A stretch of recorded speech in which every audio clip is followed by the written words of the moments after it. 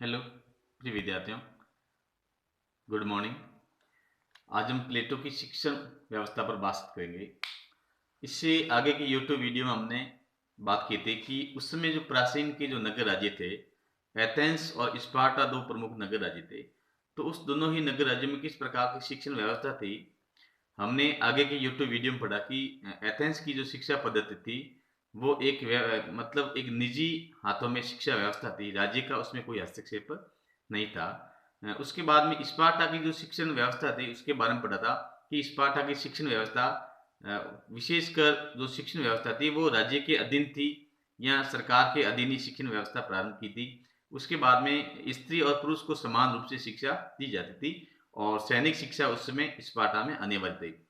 और हमने देखा कि एथेंस स्पार्टा की जो शिक्षा पद्धति थी वो इतनी प्रसिद्ध थी उस समय कि आसपास के कई लोग वहां पर पढ़ने के लिए आते थे। और विशेषकर एथेंस की जो नगर था, एथेंस के लोग भी स्पार्टा में शिक्षा ग्रहण करने के लिए आते थे। तो जब प्लेटो ने उस समय की जो शिक्षण व्यवस्था थी, एथेंस एवं स्पार्टा नामक दो नगर थे, उन नगरों की शिक्षण व्यवस्था का अध्ययन करने के बाद में फिर उन्होंने उनका जो प्रसिद्ध पुस्तक थी रिपब्लिकन, उस रिपब्लिक में शिक्षा की जो व्यवस्था थी उस शिक्षा की व्यवस्था पर उसने आधा डाला। तो सबसे पहले तो हम बात करते हैं कि जो प्लेटो की जो शिक्षा व्यवस्था है, इस शिक्षा व्यवस्था को प्लेटो ने दो प्रकार से दो भागों में बांटा था। तो पहली थी तो प्राथमिक शिक्षा और दूसरी थी उच्च शिक्षा। प्राथमिक शिक्षा को प्लेटो ने कहा कि 6 से 20 वर्ष तक की अवधि के लिए प्राथमिक शिक्षा होगी और 20 से लगभग 50 वर्ष की अवधि तक उच्च शिक्षा होगी। तो हम प्राथमिक शिक्षा को पढ़ने से पहले हम देखते हैं कि प्लेटो की जो शिक्षा का आधार था या शिक्षा का जो संपूर्ण ऑल ओवर जो उद्देश्य था या शिक्षा का जो प्रारूप था वो किस प्रकार से था। तो पहली बात ये थी कि प्लेटो ने कहा कि शिक्षा है वो राज्य के द्वारा दी जानी चाहिए। यानी कि प्लेटो स्पार्टा की शिक्षण पद्धति से प्रभावित था। उसने कहा कि शिक्षा राज्य के अधीन होने से राज्य राज्य अपने राज्य के लिए श्रेष्ठ नागरिकों का विकास कर सकता है। उसके बाद में शिक्षा का उद्देश्य नागरिक श्रेष्ठ राज्य के लिए एक श्रेष्ठ नागरिक बनाना है, उच्च चरित्रवान नागरिक बनाना है एवं उन्हें अपने कर्तव्यों का ज्ञान करवाना है। यानी कि प्रत्येक व्यक्ति के अलग अलग जो कर्तव्य हैं निर्धारित किए गए थे प्लेटो ने, तो उसके अनुसार व्यक्ति को शिक्षित किया जाए जिससे कि व्यक्ति अपने कर्तव्य का पालन करे एवं दूसरों के कार्यों में किसी प्रकार का हस्तक्षेप नहीं करे। ये इसका एक प्रमुख उद्देश्य था। उसके बाद में प्लेटो ने कहा कि शिक्षा देने वाले ऐसे परिवार है या निजी परिवार जो शिक्षा देते हैं उन्हें समाप्त किया जाना चाहिए, क्योंकि शिक्षा है वो कंप्लीट राज्य के द्वारा ही प्रदान की जानी चाहिए। उसके बाद में शिक्षा द्वारा ज्ञानी शासक अर्थात दार्शनिक राजा तैयार किए जाने चाहिए। तो इस प्रकार से ऑल ओवर हम देखते हैं कि प्लेटो की जो शिक्षण व्यवस्था थी वो शिक्षण व्यवस्था एक प्रकार से राज्य के द्वारा निर्धारित थी और सभी वर्गों को उनमें शामिल किया गया था। अब हम बात करते हैं कि प्लेटो की जो प्राथमिक शिक्षा है वो प्राथमिक शिक्षा किस प्रकार से थी उसके बारे में बातचीत करते हैं। तो पहली बात ये कहते हैं कि प्राथमिक शिक्षा है प्लेटो के राज्य में प्राथमिक शिक्षा सभी बच्चों के लिए इसके अधिकार थे या सभी बच्चे शिक्षा प्राप्त कर सकते थे। उसमें जो अवधि रखी गई थी, सबसे पहली जो अवधि थी इसको ऑल ओवर में हम कह सकते हैं कि 6 से लगाकर 20 वर्ष की अवधि तक की प्राथमिक शिक्षा थी। लेकिन प्राथमिक जो शिक्षा थी इस प्राथमिक शिक्षा को भी प्लेटो ने दो भागों में डिवाइडेड किया है। वो कहता है कि 6 से 20 वर्ष की जो अवधि होगी, पहले उसने कहा कि 6 से 9 वर्ष तक के जो बालक होंगे उन बालकों को नैतिक एवं धार्मिक शिक्षा प्रदान कर दी जाएगी। उसके बाद में 12 से 20, 9 से 20 आगे 12 वर्ष तक की जो अवधि होगी उसमें शारीरिक एवं बौद्धिक विकास के लिए बच्चों को शिक्षा प्रदान की जाएगी। तो इस प्रकार से प्लेटो ने एक शिक्षा का एक टाइम पीरियड निश्चित किया था, 6 से 20 वर्ष की अवधि। अब शिक्षा का जो प्लेटो के जो प्राथमिक शिक्षा थी उसका जो प्रमुख उद्देश्य था वो था कि भावनाओं एवं संवेगों को संतुलित करके चरित्र का निर्माण पर बल देना। यानी कि नागरिक श्रेष्ठ नागरिक तैयार करेंगे राज्य के लिए, तो उसके लिए प्रारंभ से ही शिक्षा पर ध्यान दिया जाना चाहिए। यानी कि इस प्रकार से बच्चों को शिक्षित किया जाए जो आगे जाकर के राज्य के हित में कार्य करे या वो अपने भावना एवं संवेगों को एक संतुलित स्थापित कर एक श्रेष्ठ नागरिक का निर्माण हो। तो प्रमुख रूप विषय के रूप में अगर बात करें तो प्लेटो ने के उस समय के जो प्रमुख विषय थे उस प्रमुख विषय में दो थे, संगीत और व्यायाम। प्लेटो ने संगीत और जो व्यायाम था दो प्रकार के पाठ्यक्रमों को शामिल किया था।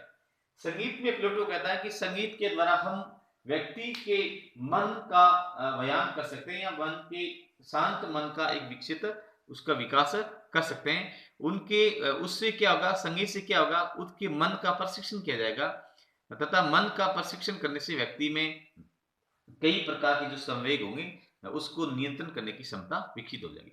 उसके बाद दूसरे पाठ्यक्रम में प्लेटो व्यायाम पर ज्यादा ध्यान देता है। वो कहता है कि व्यायाम से व्यक्ति का शारीरिक विकास होगा, और शारीरिक विकास के साथ साथ में तो इस प्रकार से संगीत से मानसिक विकास होगा और व्यायाम से शारीरिक विकास होगा, और मानसिक एवं शारीरिक विकास का जो बैलेंस होगा तो व्यक्ति एक राज्य का लिए उच्च नागरिक बन सकता है।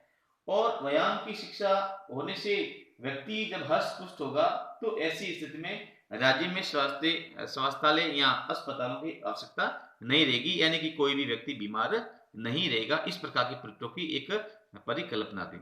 उसके बाद में व्यायाम से सहिष्णुता, साहस, वीरता और मानसिकता के गुण भी विकसित हो सकते हैं।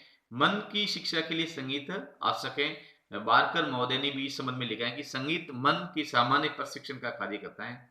नृत्य, संगीत, कविता, पाठ तथा सभी ललित कलाओं पर बल दिया जाना चाहिए। प्लेटो चरित्र पर बुरा प्रभाव डालने वाले सभी प्रकार के साहित्यों पर प्रतिबंध लगाना चाहता था, यानी उन्होंने कहा था कि राज्य में इस प्रकार के किसी साहित्य का प्रसार या बिक्री नहीं किया जाना चाहिए जिसको पढ़कर के व्यक्ति के चरित्र पर बुरा प्रभाव पड़ता है। तो इसका मतलब प्लेटो राज्य के लिए एक श्रेष्ठ नागरिक तैयार करने के लिए उसके उत्तम चरित्र पर ज्यादा बल देता था। प्रारंभिक शिक्षा में प्लेटो ने इसको अवधि को दो प्रकार से बांटा था। तो पहले तो उसने कहा कि 6 से 9 वर्ष की जो अवधि होगी, इस अवधि में व्यक्ति की नैतिक एवं धार्मिक शिक्षा का प्रबंध किया जाएगा, और जो 6 से 9 से 12 वर्ष की अवधि होगी वो शारीरिक एवं बौद्धिक शक्ति पर बल दिया जाएगा। तो इस प्रकार से प्लेटो की ये जो शिक्षा थी, ये एक प्रकार से एक प्राथमिक शिक्षा थी। अब हम बात करते हैं कि प्लेटो की जो उच्च शिक्षा थी वो किस प्रकार की उच्च शिक्षा थी। तो उच्च शिक्षा की जो अवधि है, उस शिक्षा की अवधि को हमने 20 से 50 वर्ष की अवधि तक के लिए लेना है। यानी कि प्लेटो की जो शिक्षा पद्धति बहुत ही लंबी शिक्षा पद्धति है। 20 से 30 वर्ष की अवधि तथा 30 से 35 वर्ष की जो अवधि होगी, ये अवधि एक उच्च शिक्षा होगी। और इसमें खास कर ये ध्यान रखना है कि ये जो उच्च शिक्षा होगी ये राज्य के संरक्षक वर्ग के लिए होगी। अब जो संरक्षक वर्ग होगा इसमें दो प्रकार से आएगा, एक तो आएगा सैनिक वर्ग और एक आएगा शासक वर्ग।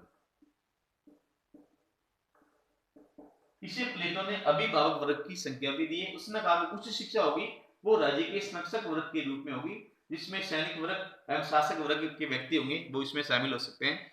तो प्लेटो ने कहा कि 20 वर्ष की प्रारंभिक शिक्षा के बाद में एक परीक्षा ली जाएगी, और परीक्षा में उत्तीर्ण होने वाले व्यक्तियों को ही उच्च शिक्षा का अधिकार दिया जाएगा। जो व्यक्ति इसमें अनुत्तीर्ण होंगे उसे उच्च शिक्षा नहीं देकर के उसे सैनिक एवं उत्पादन जो कार्य होगा उसमें लगा दिया जाएगा। उसके बाद में वे कृषक, मजदूर एवं व्यापारी तथा शिल्पी के रूप में कार्य कर सकते हैं।